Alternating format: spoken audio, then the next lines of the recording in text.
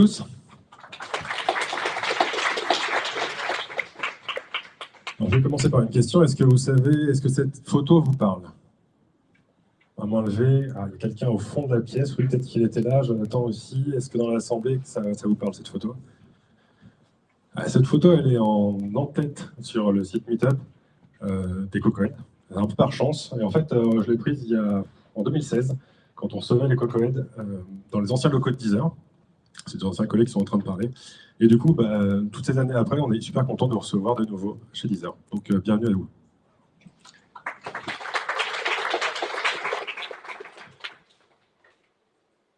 Deezer, c'est une application comme les autres.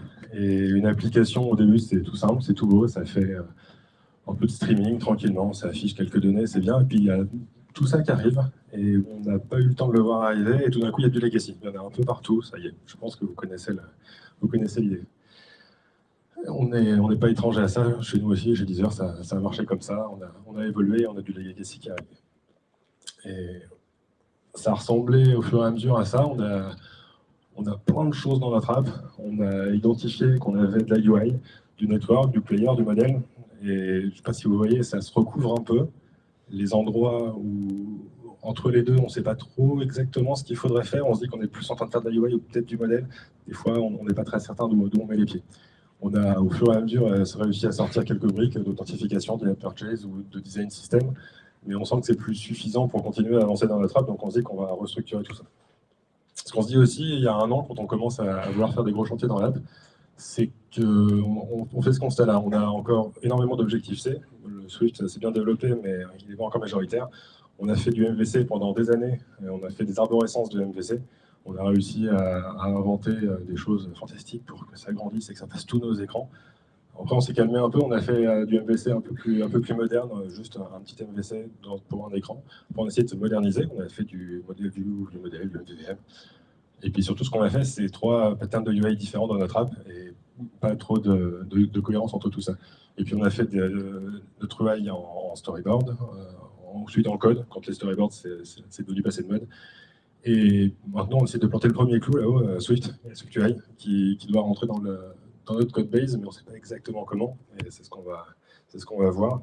Et notre but, c'est ça, avoir un seul langage, Swift, essayer de dégager l'objectif C, un seul framework de UI, Swift UI, et puis un pattern de UI, mais surtout une architecture. Et c'est ça qui, dans notre app qui a grandi, manque un petit peu. Donc on veut tout structurer, la présentation, le domaine, la data, toutes ces choses-là. C'est parti, on s'engage dans une restructuration générale de notre app. Pour ça, on choisit de mettre la clean architecture. La clean architecture, vous en avez sûrement entendu parler depuis quelques années dans la sphère iOS. Ça arrive de systèmes d'information beaucoup plus grands. C'était Uncle qui a fait ça pour des gros systèmes d'information, mais cette application de 500 000 lignes de code qui est Deezer commence à être une grosse application elle aussi, et elle a besoin de sa structure. Donc les clean archi, ça commence à avoir du sens pour nous aussi. On va s'en servir pour plusieurs choses. Faire une interface avec l'existant. Le Swift UI, qui est tout beau, tout propre dans son coin, il va falloir qu'il s'interface avec notre legacy pas si beau, pas si propre, mais qui nous a emmenés jusque-là. Donc on l'aime bien, mais enfin, bref, il faut que ça marche ensemble. On veut clarifier nos dépendances et pouvoir mettre les choses dans des petites briques. Et puis on peut mener plusieurs chantiers en parallèle. À la fois, on veut faire du Swift UI, mais vous l'avez vu, il n'y a pas que la présentation qu'on veut changer. On veut aussi changer notre couche data. On veut passer d'une API REST à une API GraphQL et faire de la clean architecture. Ça nous permet de mener ces chantiers en parallèle. Un petit topo sur la clean archi. La base de la base, c'est les entités. C'est vraiment la définition de ce qui constitue notre métier. Chez nous, ça va être une track. C'est la piste, la chanson que vous allez lire sur Deezer. C'est un ID, un name, l'album dans lequel c'est l'ID de l'album vers lequel qu'il inclut. Ensuite, le domaine. Le domaine, c'est toutes nos règles métiers et toutes les petites features, tous les petits bouts de features, toute la collection des features qu'on a dans notre app. Par exemple, on va récupérer les tracks d'un album pour pouvoir les afficher dans une page d'album. Ça, c'est un use case.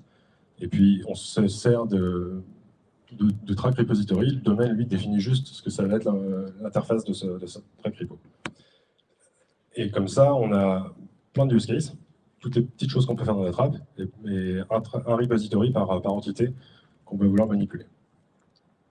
Ensuite, il y a la couche data, qui, elle, implémente de la manière qu'elle veut ces repositories. Et ça, le domaine ne la connaît pas. Il y a plusieurs implémentations différentes. C'est là où, justement, on peut mener plusieurs chantiers en parallèle, avoir encore une API REST qui vit pour, par exemple, aller gérer nos albums, peut-être avoir une implémentation GraphQL qui arrive, pouvoir rendre tout ça interchangeable et pas avoir à s'embêter avec tout ça dans la présentation. Cette clean archi, on la met finalement à côté de notre legacy.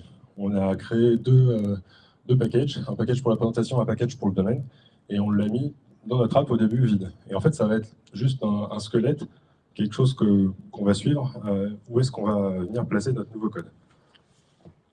Et l'app va faire la jonction entre les deux. Ce qu'on va faire, c'est vouloir petit à petit diminuer le recouvrement entre les zones et venir placer les petits bouts de logique, les petits bouts de network, les petits bouts de modèle, les petits bouts de UI dans les bonnes cases. Donc on écrit du nouveau code en SwiftUI, des nouveaux codes de présentation, qui lui va se baser sur un petit peu de data du nouveau GraphQL ou de l'ancien Legacy en allant piocher dans notre app, comme on le voit là. Il y a aussi beaucoup de choses qui sont gérées par notre modèle aujourd'hui dans notre app. Et l'implémentation qu'on a aujourd'hui de la couche data, c'est juste d'aller regarder dans le Legacy quelle est d'où viennent ces données. Si on change de focus, on a vu donc la clean archi, c'est très bien. Le domaine, c'est super important de le structurer parce que c'est là qu'il y a toutes nos règles métiers, toute l'intelligence de Deezer, finalement, c'est ces règles-là. Mais la présentation, on reste dans une application mobile, une application qui donc forcément fait de la présentation de données. On ne fait plus uniquement ça, mais on fait encore beaucoup ça. Et la présentation, on la découpe en deux choses. Les business views, on va revenir à la fin sur ce que c'est ce concept, et le design system. Et moi, je vais vous parler de design system.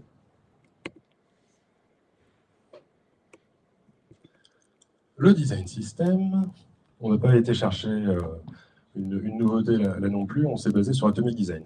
Atomic Design, c'est cette idée qu'il y a des petits composants, ici une cover, un titre d'item et des boutons. Donc ça, c'est les atomes. Les atomes, on les rassemble en molécules en ajoutant une couche de sémantique, un lien logique entre ces items-là. Ensemble, ils forment des organismes. Ici, c'est une liste de tracks comme vous en croisez dans Deezer. Et tout ça avec les templates, les pages et autres design tokens, c'est ce qui constitue le design system. Donc ça a été, vous pouvez regarder, creuser un peu plus avec l'aspect d'Atomic Design écrit par Frost il y a quelques années.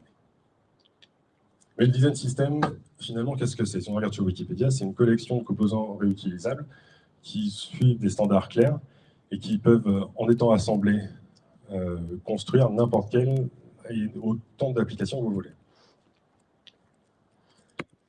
Est-ce que finalement, ce ne serait pas SwiftUI? SwiftUI, c'est quelque chose qui est un ensemble de composants qui va vous permettre de construire autant d'applications iOS que vous voulez. Et SwiftUI, c'est aussi beaucoup plus que ça. Si vous demandez à votre voisin qu'est-ce que c'est SwiftUI, peut-être qu'il vous dira c'est des view builders, ou alors peut-être que c'est modifier une vue, ou pouvoir passer des choses dans l'environnement. Il y a peut-être un concept qui ressort plus pour chacun d'entre vous. Plus que ça, à mon avis, SwiftUI, c'est un maillage de toutes ces choses-là. Et c'est un maillage qui marche vachement bien ensemble, qui est vachement puissant. Par exemple, dans une simple page comme celle-ci, que vous reconnaissez, sûrement vous en avez écrit des comme ça, on en croise quelques-unes dans Deezer, on a une liste qui, pour chacune des tracks, va permettre de jouer la track en affichant juste le titre de la track. Et puis, on va avoir un style particulier pour ce bouton, et on va demander à ce que la page soit juste une liste de tracks. On a chacun de ces concepts qui apparaît, un view builder pour la liste, et même pour le body, qui implicitement est un view builder.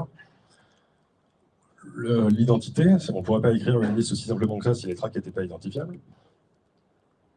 Un modifier, deux modifiers ici, d'ailleurs, les boutons et le navigation title. Si on rentre dans le détail, il y a deux concepts que sont les styles qui sont appliqués à chacun des boutons qui apparaîtront dans la liste, en passant par l'environnement, et puis les préférences, où pour le navigation title, va venir communiquer à la navigation stack dans laquelle va sûrement être utilisée cette tracklist, qu'on aimerait bien que ce soit une track. Et après, la navigation stack choisira d'afficher le titre qui va bien.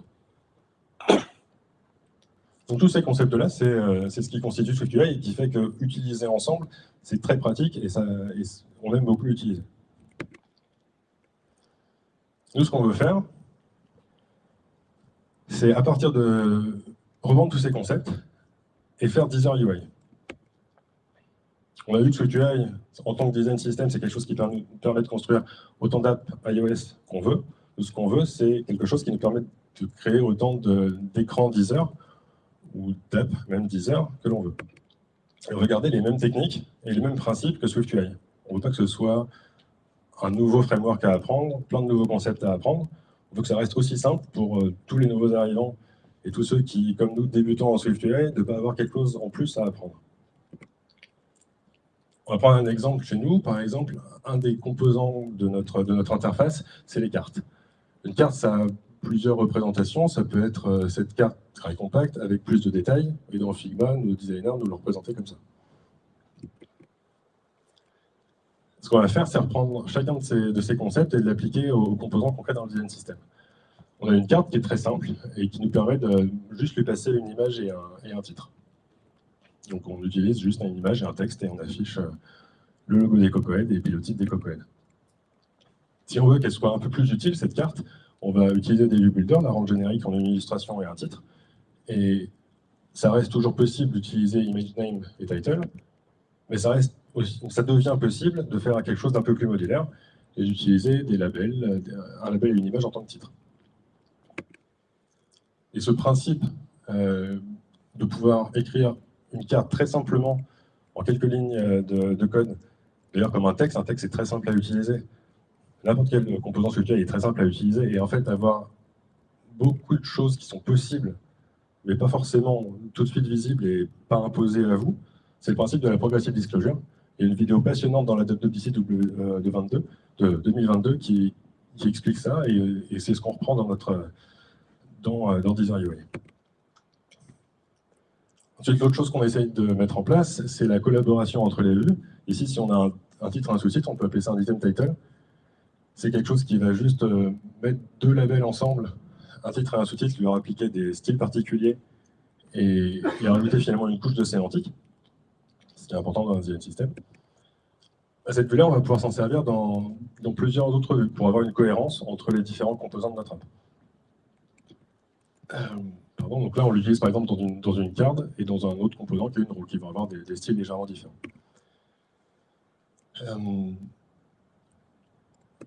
Et vous me direz pourquoi est-ce qu'on a besoin de créer un nouveau composant de roue? Est-ce qu'on ne pourrait pas juste réutiliser une carte et lui donner un aspect différent? Et là, c'est là qu'on reprend le principe des styles de SwiftUI en déclarant un protocole card style et dont les implémentations seront chargées de créer un body pour notre carte. De quoi sera composé ce body? Un content et une illustration. C'était un label tout à l'heure, vous aurez suivi. Un label et une illustration. On met ce qu'il faut à disposition dans l'environnement pour pouvoir affecter à une carte ou à un conteneur qui contient des cartes quel style devront prendre toutes les cartes qui sont contenues dans ce conteneur. Et puis dans la carte, on lit l'environnement pour voir s'il y a un style à appliquer et on délègue à ce style la création du body. Et c'est avec ça qu'avec une seule carte, on se retrouve à décrire la carte une seule fois, c'est la définition initiale, et puis lui appliquer un style compact et un style de détail. C'est comme ça qu'on a avec un seul composant, une seule sémantique, un seul composant à apprendre pour un nouveau dev, toutes ces représentations de cartes différentes. Il y a un article de movingparts.io, Styling Components in SwiftUI, qui est vraiment passionnant là-dessus, et que je vous engage franchement à aller voir sur comment tous ces styles peuvent se mettre en place. J'ai vu aussi récemment que chez Airbnb, ils ont rendu ça générique pour que les styles puissent s'appliquer sur chaque composant et faciliter cette création de styles pour les composants. Donc c'est quelque chose dans lequel vous pouvez vous aussi investir. Une fois qu'on a vu ce que c'est un design system, il ne reste plus qu'à faire le lien entre le domaine, on a vu qu'il est la partie fondamentale pour le métier de votre application, et la business view, entre le domaine et le design system, qui lui est le cœur de métier graphique finalement de votre application, l'identité graphique de votre app, la UI et la UX de votre application. Donc on a créé ce qu'on a appelé les business views. On suit le pattern de UI model view, qui est finalement la chose la plus simple que vous pouvez mettre en place. C'est pas un MVC, c'est pas un MVVM qui rajoute de la complexité finalement. Nous, on a besoin que d'un model view parce que le domaine d'un côté est très structuré et le design system aussi. Donc ça va juste être la glue qui va venir entre ces deux grands blocs-là. On va juste faire le lien entre ces deux grandes choses. Comment ça se traduit dans notre app? On reprend l'exemple de tout à l'heure, une tracklist. On passe juste à quelque chose comme ça. On n'est pas perdu dans la syntaxe, c'est toujours aussi simple à écrire. On est passé d'une liste à un carrousel de tracks. Le fait de pouvoir jouer une track, c'est un track play button. Et on a une track card. On va vouloir toujours appliquer le même style quand on appuie sur cette carte, quand on appuie sur cette cellule.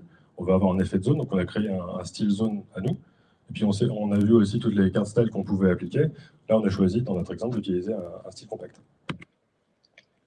Dans le détail, c'est là qu'on fait le lien dans le track play button. Le track play button, c'est juste quelque chose qui, en utilisant le use case joue-moi une track du domaine, on va le mettre en forme dans un bouton auquel il y aura un style qui est appliqué. De la même manière, une track card, c'est quelque chose qui va lire les propriétés de la carte, de l'entité track, la mettre en forme dans une carte, utiliser d'autres composants qu'on a créés pour l'occasion, une album cover qui est juste là pour afficher la cover de l'album, et puis en titre, apparemment, on met aussi une album cover. Bon, en fait, on va mettre un item title avec le bon titre de la track. Et ça a plein d'avantages, une fois qu'on a réussi à structurer ça. Le premier, c'est que c'est super rapide à écrire. Vous l'avez vu, le code est très compact. Il n'y a pas besoin de chercher, il n'y a pas besoin de réapprendre un nouveau langage. Et le deuxième truc, c'est super évolutif. On peut passer d'un style à un autre. Et si on veut juste supprimer une partie du code, il y a juste 2 lignes à enlever, et ça y est, on a changé notre UI. En conclusion, je vous invite à mettre en place la clean archi dans votre app, si elle est devenue un petit peu grosse avec le temps et que vous voulez y voir plus clair. Mettre en place un design system, c'est là que vit la UI de votre app. Mettre en place formaliser ce qu'est votre domaine, quels sont vos règles métiers, quelle est votre intelligence, et mettre en place juste un modèle view, des business views, le lien entre le domaine et le design system. Je vous remercie de votre attention. Je prends des questions.